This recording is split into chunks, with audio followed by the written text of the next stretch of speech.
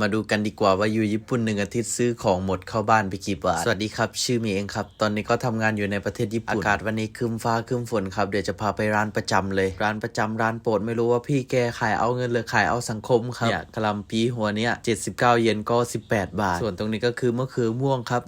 139 เยนก็31 บาท 4-5 ลูกด้วยต้นหอมก็79 เยน18 บาทส่วนผักสลัด100 เยน22 บาทกาดแก้ว2 หัวก็100 เยน20 บาท22 บาทหัวแต่ละหัวคือใหญ่มากๆส่วนผักนี้3 ห่อ99 เยน21 บาทข้างๆกันเลย4 ห่อ99 เยนก็20 บาทผักกาดขาวคือหัวใหญ่มาก44 บาทหัวไชเท้า20 บาทเห็ด2 แพ็ค100 เยน20 บาทเนี่ยไม่ว่าจะเป็นโซนผลไม้ก็ถูก1 อาทิตย์ก็จะมาซื้อผักอยู่ประมาณครั้งหนึ่งแหละครับเอาไปแช่ตู้เย็นเนี่ยใบโหระพาตัวนี้2 แพ็คก็100 เยนเอง20 บาทผักสดที่ใช้กินในอาทิตย์นี้ก็ประมาณ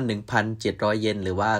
390 บาทบ้านเราแล้วก็บวกเนื้อสัตว์เพิ่มประมาณอีก 3,000 เยนครับ1 อาทิตย์ก็จะใช้โดยประมาณ 5,000 เยนหรือว่าตีเป็นเงินไทยก็ประมาณ